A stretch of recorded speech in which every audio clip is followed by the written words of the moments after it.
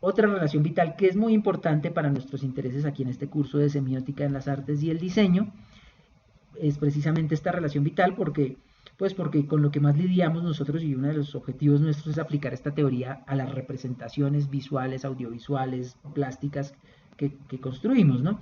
Eh, pero la relación vital de representación no es exclusiva de estos que llamamos imágenes o arte, etcétera, sino que está permanentemente en el lenguaje, en nuestros usos cotidianos, etcétera, ¿no? Y es básicamente una conexión que hacemos entre inputs o espacios mentales distintos, donde un input es el elemento representado y el otro input es el elemento que lo representa, ¿sí? Se relaciona una entidad o evento con otra entidad o evento eh, en un espacio mental distinto, ¿no? Pensemos en este ejemplo, ¿sí? Que es una tarea infantil que seguramente muchos de ustedes hicieron en el colegio, ¿no? Es representar el sistema solar con bolas de icopor, ¿sí? Bueno, uno llega con su tarea, con su maqueta mejor o peor hecha, miren ustedes esa que les propongo ahí, eh, y cuando uno va a explicar, dice, bueno, esta bola amarilla es el Sol, o uno ni siquiera dice eso, dice directamente, este es el Sol, este es Saturno, esta es la Tierra, señalando las bolas de icopor. Claro, uno sabe que son bolas de icopor, pero están en función de representación del Sol, la Luna, Venus, la Tierra, etcétera, etcétera, ¿sí? Aquí podemos perfectamente recordar a Magritte y su famoso cuadro de esto no es una pipa, podríamos decir esto no es el sistema solar. Por supuesto, la representación no es lo representado, pero cognitivamente nos sirve para acceder a la conceptualización que tenemos de lo representado, ¿no? La relación exterior entre espacios, el que representa y el representado, la bola de icopor y el sol, eh, es comprimida y da lugar a una relación vital de unicidad en el espacio integrado. Por eso, porque hay unicidades que en el blend decimos este es el sol y no esta bola representa el sol, sino este es el sol directamente. Ya está comprimido en nuestra mente y ya hablamos de cada elemento de la representación como si fuera lo representado. Este es otro ejemplo proveniente de la publicidad, ejemplo que creo que es bastante interesante. Es una publicidad de los Volkswagen, los escarabajos, que como ustedes sabrán ya se anunció su salida, ya no se producen más, ya los que hay en el mundo ya esos son los que quedan. Pero bueno, eh, el copy de la pieza nos dice eh, pequeño por dentro, pequeño por fuera, perdón, grande por dentro, ¿sí? Y bueno, en la imagen nos hacen una inversión muy interesante porque tenemos una imagen de lo que ustedes reconocerán como una muñeca rusa, una matrioska, ¿cierto? Efectivamente arriba vemos que el nombre de la pieza es precisamente Space Fox Matrioska, está hablando en realidad no está hablando de un escarabajo, miento, está hablando de ese modelo Fox de los Volkswagen. Para mostrarnos o para ilustrarnos precisamente ese hecho de que parece pequeño por fuera, pero cuando uno entra es muy espacioso por dentro, entonces la matriosca más grande representa el interior y la matriosca más pequeña representa el exterior. En un juego muy ingenioso, una integración conceptual también, que nos muestra precisamente una representación, pero que también ustedes pueden verlo como una imagen que ilustra muy bien un uso distinto de la relación vital de espacio, una inversión interesante. Bueno, claro, con lo que más lidiamos es con representaciones cuando lidiamos con fotografías en las redes sociales, en internet, en general en el mundo visual contemporáneo. Y por ejemplo, cuando nos preguntan quién es este o qué es esto, alguien dirá directamente, pues es Albert Einstein, ¿cierto? Nadie va a decir, es la fotografía de Albert Einstein. Bueno, alguien puede decirlo, sí, pero hay una tendencia muy fuerte a que digamos directamente el personaje y no el medio que lo representa. Sin embargo, comparemos estas dos imágenes. La segunda imagen hace exactamente lo mismo. ¿Quién es este? Pues es Albert Einstein, pero representado en una caricatura. Probablemente la imagen primera haya podido ser la fuente para la caricatura del segundo, pero puede que no, pero ambas son representaciones de una entidad, que en este caso pues el representado es un personaje real que ya falleció, pero del cual nos quedan imágenes y gracias a eso sabemos cómo lucía el señor Albert Einstein. Entonces aquí tenemos dos representaciones, la representación está en un input, los representados están en el otro, pero cuando nos preguntan y decimos es Albert Einstein y no es la fotografía de Albert Einstein, estamos fusionando, integrando conceptualmente representación y representado. Y bueno, tenemos otra relación vital que es muy cercana a la de representación, por eso veíamos que en la lista inicial las poníamos juntas, que es la relación vital de rol-valor. No son lo mismo, pero la relación entre rol y valor generalmente es una relación de representación. Al interior de un espacio mental o entre espacios mentales distintos, un elemento puede estar relacionado como rol con otro elemento que funciona como su valor, ¿sí? La relación rol-valor es equivalente a la relación categoría ejemplar, ¿sí? El rol es la categoría y el valor es el ejemplar que encarna esa categoría en un momento determinado. Les puse un ejemplo un poco tonto, pero que funciona creo que fácilmente para entenderlo, que es la relación vital que ya habíamos visto en la sesión anterior, de ese blend, esa integración conceptual que hacemos entre el actor y el personaje, en una película, en la televisión, en los cómics. Generalmente pues tenemos que lidiar con el hecho de que estamos presenciando a un personaje de ficción, como por ejemplo Superman, pero a la vez sabemos que está siendo encarnado por un ser humano que es un actor. Entonces tenemos aquí precisamente varios actores que encarnaron el rol de Superman, ¿sí? Bueno, aquí estoy haciendo un poquito de trampa, no es exactamente lo que nos quiere decir la relación vital, pero nos ayuda a entenderlo. Entonces, desde George Reeves, ¿sí? Uno de los primeros actores que representó a Superman, hasta Henry Cavill, que es el último que lo ha hecho, bueno, uno de los últimos porque también hay otro en la televisión, pasando por Christopher Reeve, que fue uno muy famoso, Brandon Routh, que no fue tan exitoso y apenas hizo una película. Todos ellos han encarnado el rol de Superman, luego han sido valores distintos para el rol de Superman. Pero ya les explico por qué es tramposo el ejemplo. Acá, sin embargo, les quería mostrar otro ejemplo curioso, que es el actor Ben Affleck, en una película que se llama Hollywoodland, que les recomiendo a los que no la hayan visto, que nos cuenta la historia de George Reeves, este primero que vimos acá, uno de los primeros Supermanes, Superman. Entonces Ben Affleck está actuando de George Reeves en la película, porque es una biopic, es una película que se basa en un episodio en la vida de Reeves, pero entonces Ben Affleck haciendo de Reeves le toca a su vez hacer de Superman, de Reeves haciendo de Superman. Bueno, la película es interesante porque nos cuenta pues un episodio en la vida de este actor que encarnó a Superman, pero que en su vida cotidiana era alcohólico y que fue acusado de cometer un crimen y bueno, casi que todo lo contrario de lo que esperamos de Superman. Y la película le da un tratamiento pues interesante a esa oposición entre el personaje ideal de los valores positivos y este personaje que es un ser humano como cualquiera que comete errores, etcétera, etcétera. Pero bueno, aquí sí vamos a ver un ejemplo mejor de rol-valor, para que se entienda mejor. Un elemento puede ser rol o valor no de manera absoluta, sino en relación con otros elementos, ¿sí? Por ejemplo, presidente es un rol para el valor Santander, ¿sí? Entonces Santander fue uno de los primeros presidentes de Colombia, entonces Santander está encarnando el rol del valor presidente. Pero también podemos decir que presidente es un valor para un rol más amplio, que es el de cabeza de Estado, donde no solo hay presidentes, sino hay primeros ministros, hay mandatarios, hay emperadores, etcétera, etcétera. ¿Sí? Cualquiera que ocupe esa posición de cabeza de Estado será un valor para ese rol. Entonces, la relación rol-valor tiene más que ver con eso, una categoría que puede ser encarnada por distintas ejemplares. Bueno, otra relación vital fundamental es la relación vital parte todo. Y es cuando se conecta un elemento que aparece parcialmente en un espacio mental con su contrapartida completa en otro espacio mental. Aquí les puse un ejemplo un poco tramposo, pero pues si ustedes ven esa imagen, deducen que es la parte de un todo mayor que probablemente ya haya venido a su mente, que sería este personaje. Bueno, de hecho el personaje aquí sigue siendo una parte de una totalidad mayor, pero aquí ya lo vemos una parte más integral y ya podemos reconocer más fácilmente al personaje, pero probablemente con solo el fragmento ya representamos al todo. ¿Sí? Como ocurre, por ejemplo, en este caso, pues se trata de unos speakers, pero que nos recuerdan a un personaje de ficción también del mundo de los superhéroes, que es el increíble Hulk, que generalmente es representado por sus puños, ¿no? Que son los órganos, los miembros con los cuales este personaje machaca, smash, ¿no?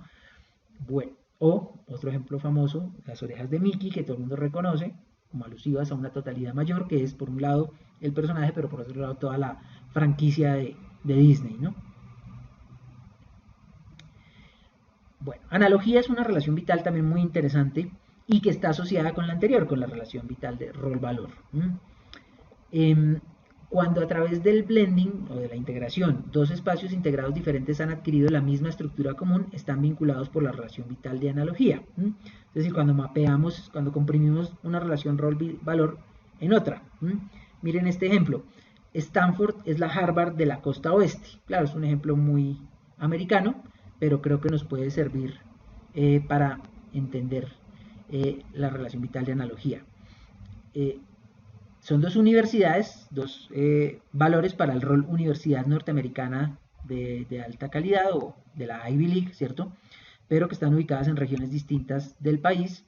Entonces, una la proyectamos en la otra, estableciendo una analogía gracias a que son valores para unos roles muy semejantes, ¿sí? Aquí les pongo un ejemplo visual, que es cómo dos actrices jóvenes representan o encarnan dos personajes que a su vez los personajes son los que pueden ser también análogos, ¿no? El personaje de Beatriz en Divergente y el personaje de Katniss en The Hunger Games son dos heroínas jóvenes en una distopía, ¿cierto?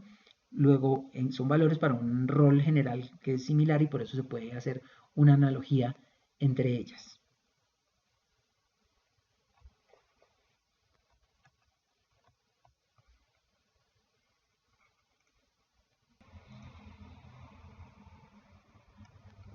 Y bueno, la analogía tiene una relación vital que es como su inverso en el espejo, por decirlo así, que es la relación vital de disanalogía.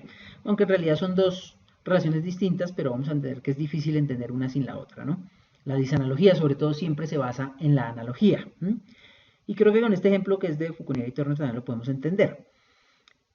No podemos decir que el océano Atlántico es disanálogo de un ladrillo, ¿cierto? Porque para que se marque una disanalogía, primero habría que tener una analogía entre el océano Atlántico y la otra cosa con la que se le está comparando.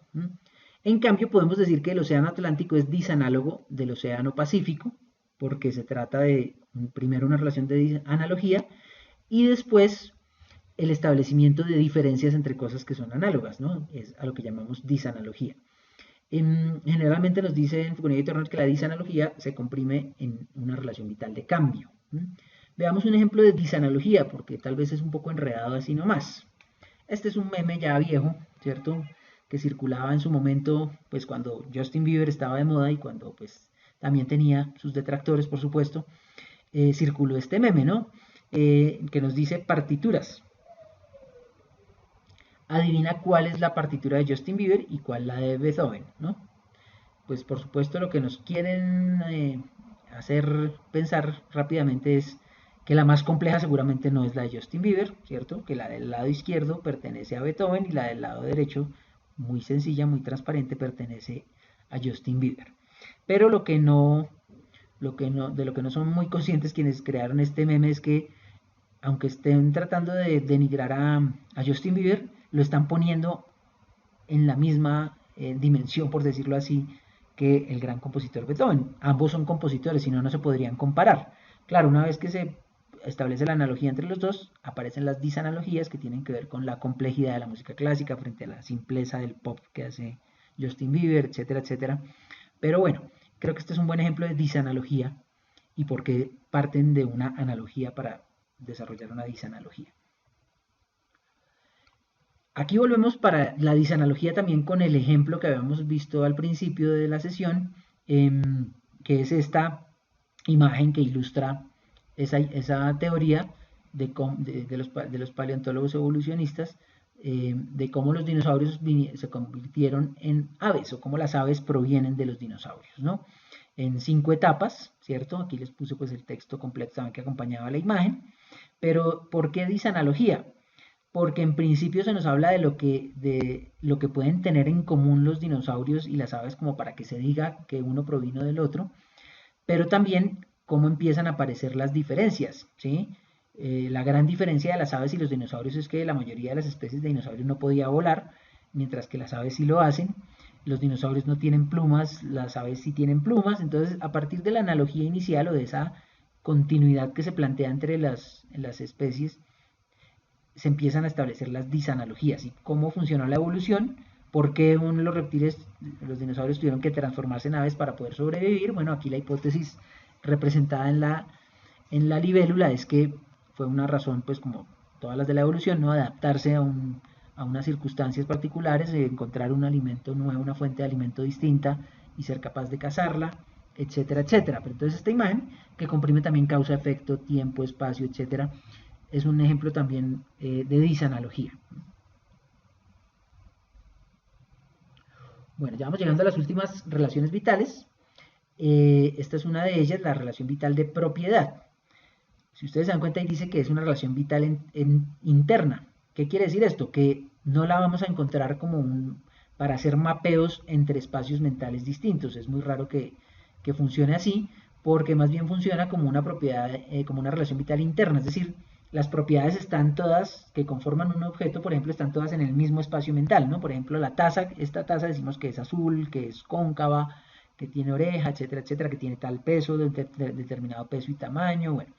Todas esas propiedades forman parte del espacio mental donde nos representamos ese modelo cognitivo idealizado de la taza. Lo mismo diríamos de un asesino o de un asesino que ha sido declarado culpable, pues una vez que el juez lo determina, ya queda instituido como culpable, la propiedad de ser culpable ya forma parte del hecho que le digamos asesino y que esté encarcelado o procesado o en fuga o lo que sea, pero perseguido por la ley. Lo mismo la santidad dentro de la concepción judeocristiana. Entonces, generalmente las propiedades forman parte de un mismo input o de un mismo espacio mental, como los componentes en los que se puede desglosar ese espacio mental. Por eso también tiene que ver un poco se puede entender, se puede conceptualizar con la relación parte-todo. Y bueno, la relación vital de similitud también es muy relacionada con la de propiedad, ¿sí? La relación vital interna es una relación vital interna que conecta elementos con propiedades compartidas, ¿sí? Aquí les puse un ejemplo como una muestra de telas, ¿cierto?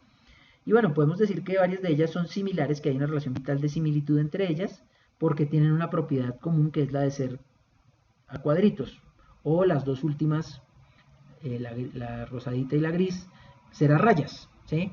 Comparten la propiedad de ser a rayas, o las otras comparten la propiedad de ser a cuadros.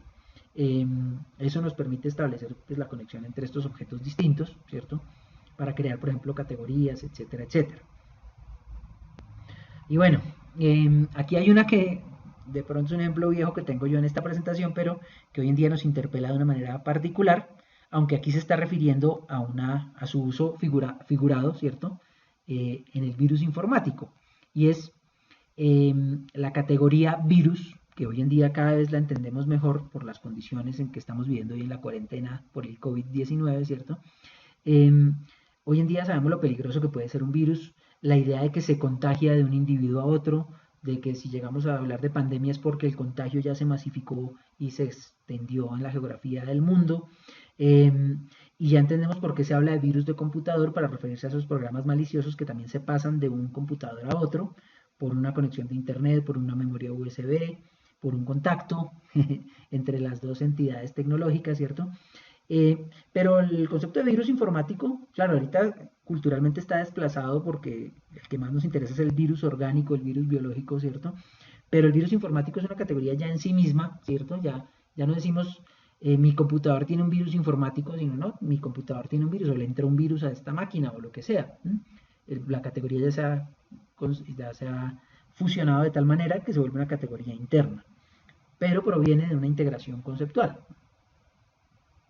Y bueno, este es un ejemplo muy interesante que nos habla precisamente también de cómo se fusionan muchas de estas relaciones vitales, ¿cierto? Para generar efectos de sentido particulares, ¿no? Mucha gente cuando ve esta imagen al principio le cuesta trabajo entenderla, aunque debería ser pues un poco evidente, ¿no? Y dado que arriba se nos indica que es una campaña de una sociedad para la defensa de los derechos humanos y que la imagen se llama El dictador asustado. Bueno, esta imagen juega con varios frames, con varios marcos conceptuales. El primero es el del miedo a los ratones, ¿sí? La gente en general suele tenerle miedo a los ratones, incluso hombres, adultos, viejos, mujeres, en fin. Un ratón es un animal que casi que instintivamente genera miedo, con todo y lo inofensivo que parece ser.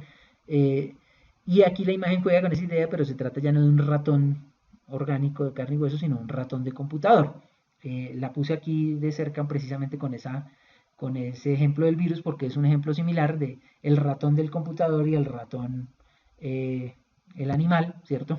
Usados en una imagen de manera creativa. Entonces, claro, ¿por qué el señor, el dictador, le tendría miedo al ratón? Porque el ratón de computador representa la capacidad que nos ofrecen los computadores de socializar información sobre violación de derechos humanos, por ejemplo, en un estado de dictadura, ¿sí? Y en ese sentido, pues, esta imagen también se alimenta de esa relación vital. Otra de las últimas relaciones vitales es la intencionalidad. Cubre un grupo de relaciones como asociadas con esperanza, deseo, miedo, creencia, ¿sí? Todo lo que tenga que ver con el ser humano anhelando algo hacia el futuro, proyectándose al futuro o buscando cumplir un objetivo, ¿sí? No el ser humano, sino en general agentes conscientes que tengan la capacidad de intencionalidad, ¿no?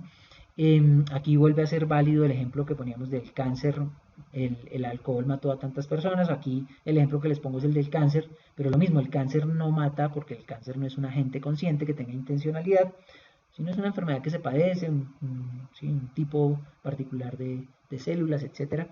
Sin embargo, podemos decir murió de cáncer o el cáncer lo mató como si el cáncer hubiera sido un agente consciente intencional, ¿no?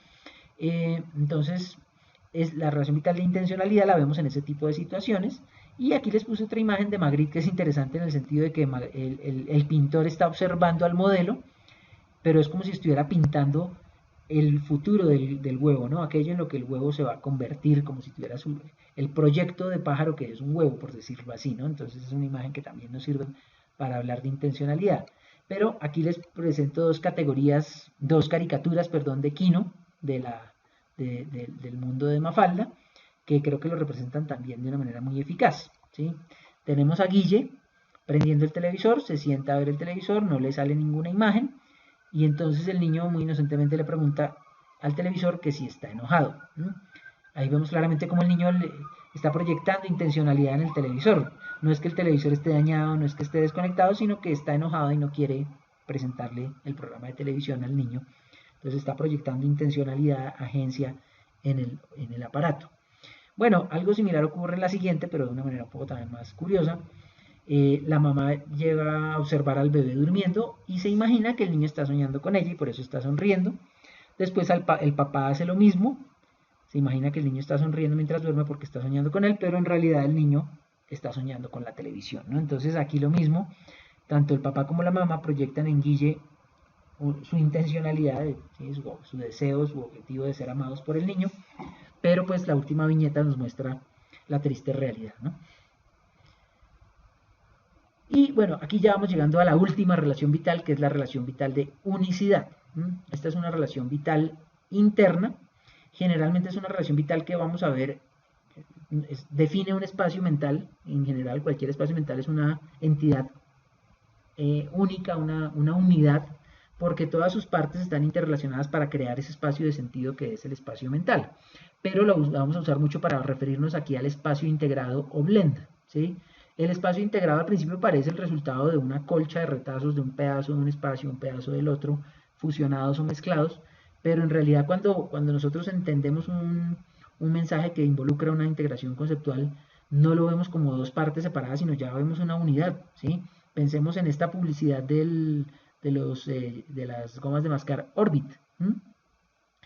La publicidad básicamente dice para dientes blancos y brillantes y nos está mostrando una sonrisa hecha de bombillos, ¿sí? La sonrisa de bombillos ya son una unidad, a pesar de que entendamos que una cosa es la sonrisa que generalmente está en un rostro humano y otra cosa son unas lámparas puestas o unos bombillos puestos en cierto orden para que emulen una sonrisa, ¿sí? Con el texto ayudándonos, comprimimos y percibimos la publicidad como una unidad sin tener que pensarla como un agregado de partes, ¿cierto? A pesar de que entendemos que la sonrisa proviene de un rostro y que los bombillos provienen de otro contexto, pero que aluden al brillo y a la blancura. Y bueno, espero que se haya entendido todo lo que acabamos de ver. Con nuestro siguiente curso virtual o nuestro siguiente video vamos a continuar con la teoría de la integración conceptual. Vamos a ver un poco los principios de la compresión y otros principios del modelo teórico de Foucault y Turner. Espero que estas diapositivas que acabamos de mirar les hayan servido para que vayan pensando cómo pueden aplicar esta teoría y en particular todo el tema de las relaciones vitales a las imágenes que ustedes mismos proponen. Muchas gracias.